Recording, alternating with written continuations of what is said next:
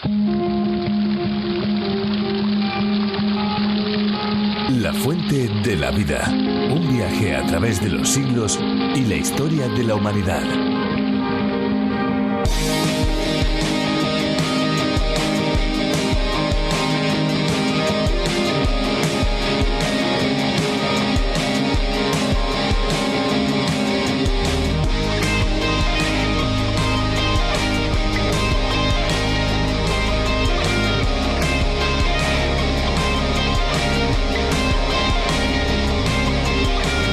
No tales los árboles, es una de las principales fuentes de agua. Protege la vegetación de los páramos, ríos y estanques. No arrojes basura, por el contrario, siembra todo tipo de plantas. Únete con tus amigos y realiza campañas de prevención. No tires ningún tipo de basura sólida como plásticos, cartón, botellas, vidrios, papeles, comida, colillas de cigarrillo, entre otros. Con estos consejos comenzamos La Fuente de la Vida. Hola amigos, aquí estamos una vez más en La Fuente de la Vida. Estamos listos y preparados para pasar los próximos minutos junto a todos los que se unen con nosotros en este nuevo día para descubrir un poquito más la palabra de Dios, la Biblia. Les habla Esperanza Suárez. Este es un programa que llega hasta cada uno de ustedes desde los estudios de Radio Encuentro, Radio Transmundial en España. Somos parte de la mayor red de radios del mundo, a través de la cual se difunde, entre otros, este espacio, el programa La Fuente de la Vida, en sus más diversas versiones.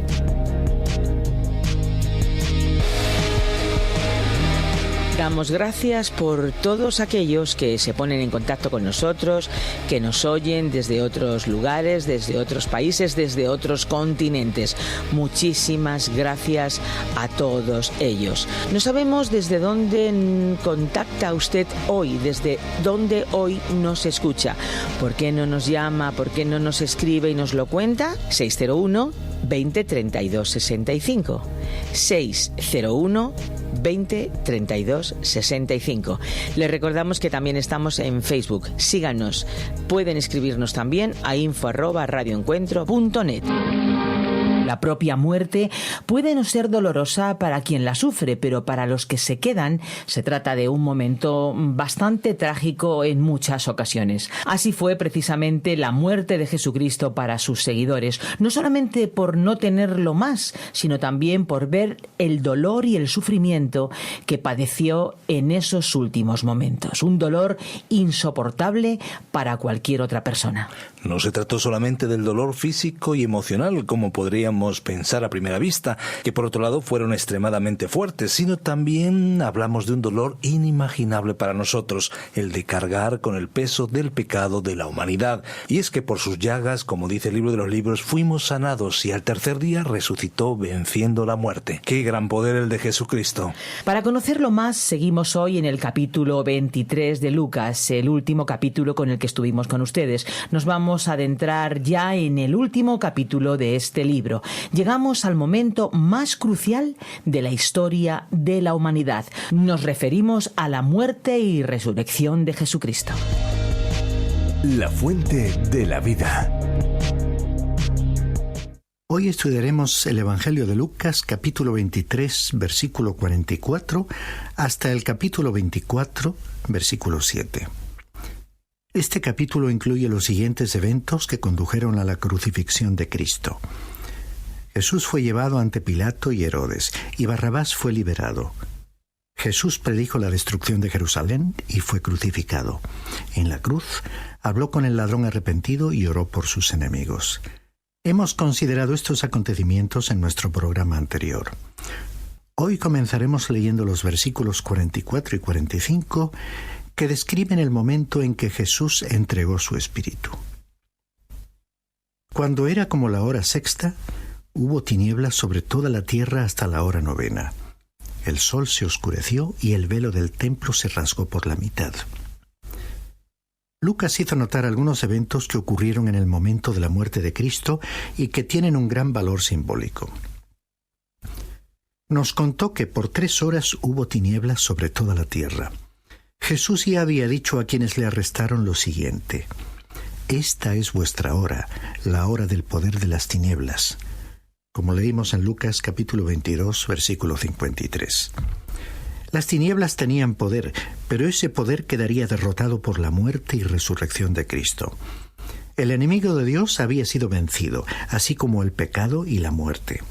Aquella luz que se apagó en la cruz resplandeció pujante en la resurrección, y Jesús, la luz del mundo, brilla hoy para arrebatar a muchos de las tinieblas, para llevarlos al reino de la luz. El otro evento con carácter simbólico fue que el velo del templo que separaba el lugar santísimo del resto del templo se rasgó desde arriba hasta abajo, como nos relató Mateo capítulo 27, versículo 51.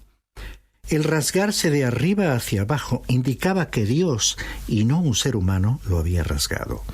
Simbolizaba la nueva realidad de que ahora las personas tenían el acceso libre a Dios, pues ya no tenían que hacer más uso del sistema de sacrificios. Ese velo o cortina, de hecho, separaba al ser humano de Dios en la época del Antiguo Testamento. Es decir, que impedía que el pueblo entrara al lugar donde se manifestaba la presencia de Dios. El velo rasgado era un símbolo de la vida de Cristo, el Cordero de Dios que quitaría el pecado del mundo. Cuando Cristo murió en la cruz, al rasgarse el velo por la mitad, quedó abierto el camino hacia Dios el Padre. A partir de ese momento, Jesús sería el único sacrificio que el ser humano necesitaría para establecer una relación con Dios. Y dice el versículo 46, Entonces Jesús, clamando a gran voz, dijo, Padre, en tus manos encomiendo mi espíritu. Habiendo dicho esto, expiró. Recordemos una vez más que Lucas estaba escribiendo desde el punto de vista de un médico. Había presenciado la muerte de muchas personas, sabía bien cómo morían. Él supo que la muerte del Señor fue diferente. Cuando una persona muere con conocimiento, experimenta lo que se llama comúnmente el estertor de la muerte, al exhalar su último suspiro. Es como una lucha en la cual se realiza un último esfuerzo por sobrevivir. Los dos ladrones crucificados sin duda murieron de esa manera, pero el Señor Jesús no. Él murió voluntariamente, entregó su espíritu. Recordemos lo que dijo gritando con fuerza, Padre, en tus manos encomiendo mi espíritu. Su voz no resonó como la de un hombre cuya vida se estaba desvaneciendo. El evangelista Juan añadió que la frase final que pronunció como un grito de victoria fue, consumado es decir, todo está cumplido. Continuamos leyendo el versículo 47. Cuando el centurión vio lo que había acontecido, dio gloria a Dios diciendo, verdaderamente este hombre era justo. Yo creo que el centurión, jefe de una centuria en la milicia romana, fue salvo. Estaba a cargo de la crucifixión de Cristo. Al pie de la cruz miró y vio que estaba sucediendo algo extraordinario y pudo darle a Dios la gloria. Vio que Cristo era justo, es decir, inocente. Los otros evangelistas añadieron que el centurión dijo que Jesús era el Hijo de Dios. Comprendo que la confesión de fe del centurión no era suficiente como para que fuese admitido en muchas iglesias, pero consideremos en qué lugar se encontraba. Estaba en el lugar de la crucifixión y no sabía nada sobre la muerte y resurrección de Jesucristo. Pero no pudo haber dicho nada mejor que lo que dijo para revelar su fe. Continuamos leyendo el versículo 48. Toda la multitud de los que estaban presentes en este espectáculo, viendo lo que había acontecido, se volvían golpeándose el pecho. La muerte de Cristo estuvo rodeada de un ambiente ominoso y de temor. Por tal motivo, la muchedumbre que fue testigo de su muerte expresó su lamento golpeándose el pecho. Ningún evangelio describe detalladamente la muerte de Cristo. Es como si el Espíritu de Dios hubiese hecho descender un velo, porque su muerte fue demasiado horrible para ser contemplada detenidamente en todos sus detalles. No hay nada aquí registrado para satisfacer nuestra curiosidad. La humanidad quedó excluida de observar los pormenores de lo que allí ocurrió. Solo podemos contemplar a aquel que murió en la cruz por nosotros y confiar en él. El versículo 49 concluye este párrafo diciendo, Pero todos sus conocidos y las mujeres que le habían seguido desde Galilea estaban mirando estas cosas de lejos. Llegamos así a un nuevo párrafo que describe cómo Jesús fue colocado en la tumba nueva de José de Arimatea. La sección final de este capítulo trata sobre el entierro y resurrección de Jesucristo, que deben considerarse conjuntamente. San Pablo escribió lo siguiente en su primera carta a los Corintios, capítulo 15, versículos 3 y 4. Primeramente os he enseñado lo que asimismo recibí: que Cristo murió por nuestros pecados conforme a las Escrituras, que fue sepultado y que resucitó al tercer día conforme a las Escrituras. Los 4 evangelistas presentaron detalles acerca de la sepultura de Jesús para demostrar que realmente murió. Todos los preparativos para su sepultura no habrían sido necesarios si Jesús no hubiera muerto realmente. La muerte del Mesías era necesaria, porque si no, no podría haber habido una resurrección. Y estos son los hechos del Evangelio. ¿Cuál es tu relación con estos acontecimientos? Jesús murió, fue enterrado y resucitó de los muertos. ¿Qué significa esto para ti? ¿Crees que Él murió por ti? ¿Crees que cuando Él fue sepultado, tus pecados también fueron completamente enterrados y que esa cuestión quedó definitivamente resuelta? ¿Crees que Él resucitó y que tú resucitaste con Él? Creer en ello nos une a Cristo y entonces Dios nos ve en Cristo. Su justicia se convirtió en nuestra justicia. Su posición pasó a ser nuestra posición, que es todo lo que tú y yo tenemos y de lo cual podemos hoy enorgullecernos. Leamos el versículo 50. Había un varón llamado José de Arimatea, ciudad de Judea, el cual era miembro del concilio, hombre bueno y justo. José era un personaje muy importante. Era miembro del Sanedrín. Aparentemente ejercía mucha influencia. Sin embargo, se quedó solo al ponerse de parte de Cristo. Dice el versículo 51. Este también esperaba el reino de Dios y no había consentido en el acuerdo ni en los hechos de ellos. Aunque José era miembro del Sanedrín, no había estado de acuerdo con la acción de aquel tribunal. Por lo tanto, el Sanedrín no había actuado unánimemente cuando emitieron el edicto para que Jesús fuese crucificado. Era lo que podía llamarse un hombre piadoso y religioso. Después, habiendo tenido un encuentro con Jesús, demostró que estaba de parte de él. Era un discípulo secreto de Jesús y por amor a él quiso enterrarle en su propio sepulcro. Aparentemente había muchos que creían en el Señor que no lo habían manifestado públicamente, como los discípulos habían hecho. Sin embargo, en el momento de la crucifixión, los discípulos se ocultaron y aquellos creyentes que estaban en la clandestinidad se mostraron en público. José y Nicodemo fueron 2 personajes destacados que finalmente declararon públicamente su confianza en el Salvador. El Evangelio de Juan nos dice que Nicodemo se unió a José en la tarea de sepultar al Señor Jesús. Dice el versículo 52. Fue a Pilato y pidió el cuerpo de Jesús. Así fue como la fe de José salió a la luz pública. Como hombre de influencia, pidió permiso para llevarse el cuerpo de Jesús. Continúa diciendo el versículo 53. Bajándolo de la cruz, le envolvió en una sábana y le puso en un sepulcro abierto en una peña, en el cual aún no se había puesto a nadie. Y lógicamente surge la pregunta: ¿dónde está la tumba donde fue colocado el cuerpo de Jesús? En la actualidad hay 2 lugares posibles donde puede estar situada esa tumba. Sobre uno de ellos está edificada una iglesia y el otro se encuentra fuera de la muralla de la ciudad. Personalmente creo que ninguno de los 2 es la tumba donde Jesús fue sepultado. Había varios grupos que odiaban a Cristo y al cristianismo y que habrían removido todo vestigio y recordatorio que hubiese quedado de él. En el año 70, las fuerzas militares de Tito destruyeron y arrasaron la ciudad de Jerusalén. La tumba, conocida como la tumba del jardín, que se muestra a los turistas, de alguna manera escapó a la destrucción. Yo creo que tal tumba no es aquella en la que fue colocado el cuerpo de Jesús, aunque la verdadera estaba indudablemente en algún lugar de esa zona. Dios no habría permitido que un lugar como la tumba permaneciese intacto, porque ciertas personas lo habrían convertido en un objeto de culto, en vez de hacer del Señor Jesús el único objeto de adoración. Después de todo, el valor no está en la tumba en la cual él fue sepultado, sino en aquel que está actualmente en el lugar de honor a la derecha de Dios, el Salvador viviente, y en quien debemos concentrar nuestra atención. Continuemos leyendo los versículos 54 y 55. Era día de la preparación y estaba para comenzar el sábado. Las mujeres que lo habían acompañado desde Galilea le siguieron y vieron el sepulcro y cómo fue puesto su cuerpo.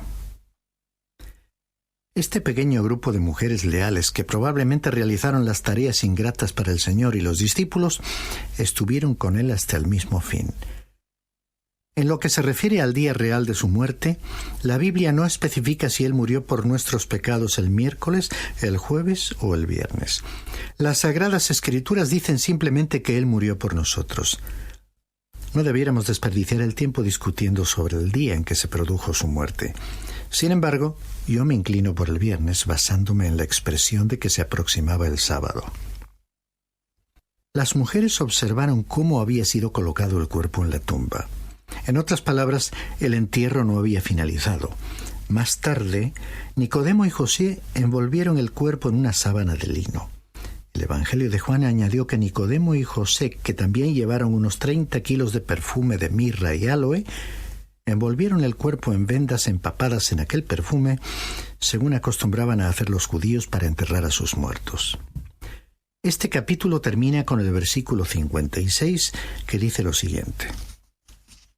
Al regresar, prepararon perfumes y ungüentos, y descansaron el sábado conforme al mandamiento. Como el sábado era el día del reposo, las mujeres no vinieron a la tumba. Prepararon perfumes y ungüentos para colocar en el cuerpo del Señor, pero no los pudieron aprovechar porque en el momento en que llegaron al sepulcro, su cuerpo ya no se encontraba allí. Recordemos que María de Betania había ungido su cuerpo en vida, habiendo sido criticada por haber desperdiciado aquel costoso perfume de nardo puro. Pero aquel perfume no fue derrochado. Llegamos así a Lucas capítulo 24, versículos 1 al 7. Al considerar la resurrección de nuestro Señor, vemos que Lucas registró los hechos de la resurrección tal como lo hicieron Mateo, Marcos y Juan. Nos contó acerca del momento en que las mujeres encontraron la tumba vacía y escucharon la explicación de los ángeles, y luego incluyó una breve descripción de la llegada de Pedro al sepulcro. Es interesante examinar estos encuentros de primera mano que esas personas tuvieron con el Mesías resucitado. En cada uno de ellos observamos que las personas se encontraban muy deprimidas por la muerte de Jesús.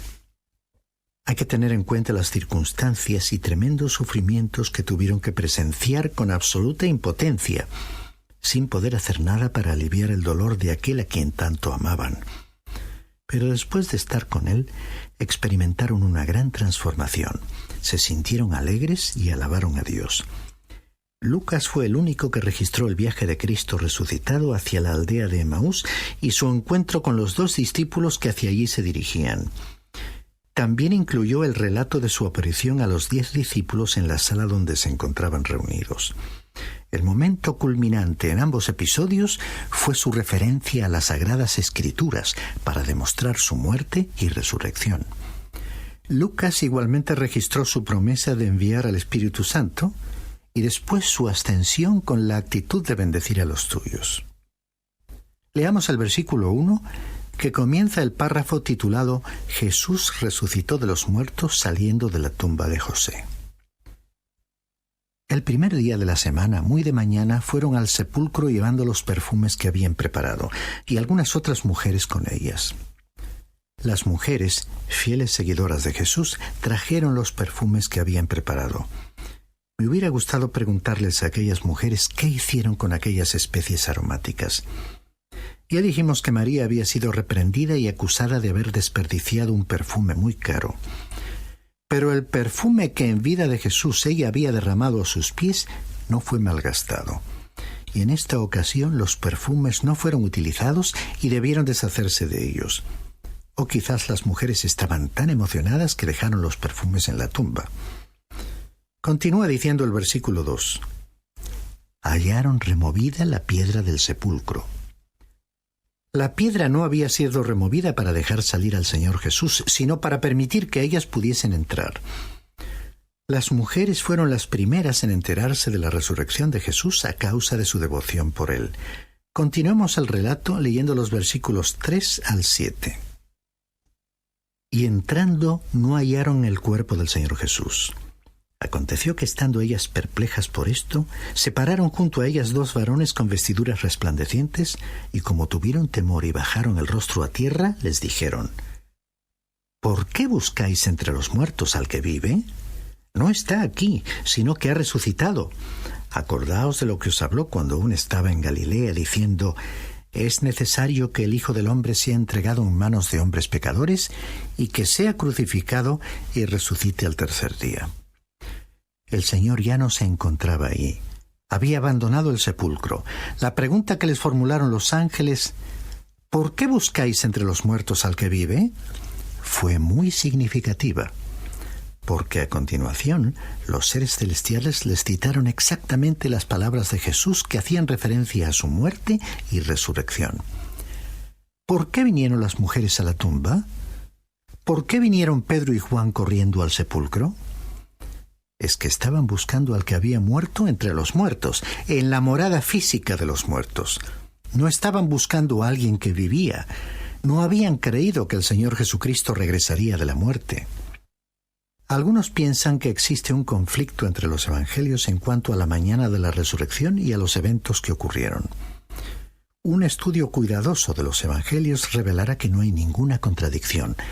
Cada uno de los escritores de los evangelios estaba presentando una faceta de la resurrección. Lucas nos relató el incidente de la llegada de las mujeres a la tumba, citando de paso que Pedro llegó también allí, porque esos detalles eran suficientes para el énfasis que él quiso imprimir a su narración. Las mujeres recordaron las palabras de Jesús cuando los ángeles se las repitieron. A veces uno puede oír algo y casi saber que es cierto, aunque no se lo cree. Esa es la forma en que muchas personas tratan en la actualidad a la palabra de Dios. Todos los escritores de los evangelios afirman con toda claridad que el Señor Jesucristo les había dicho a los discípulos una y otra vez que Él se dirigía hacia Jerusalén para morir y que resucitaría al tercer día. Sus discípulos habían escuchado esa afirmación, pero por alguna razón no lo creyeron. Estimado y estimada oyente, es posible leer y estudiar la Biblia y hacer que la palabra de Dios quede registrada en algún rincón de nuestra mente. El problema existiría si esa palabra no hubiese entrado a formar parte de nuestra vida, transformándose en una creencia vital para la existencia. Pero por la obra del Espíritu Santo y a través de la fe, podrás experimentar la acción de Dios, que utiliza su palabra para llevarte a contemplar la muerte y resurrección de Cristo como su obra a favor tuyo. La buena noticia que alegró a los suyos aquella mañana de la resurrección es hoy una buena noticia para ti. Esperamos que la aceptes, la recibas y la disfrutes.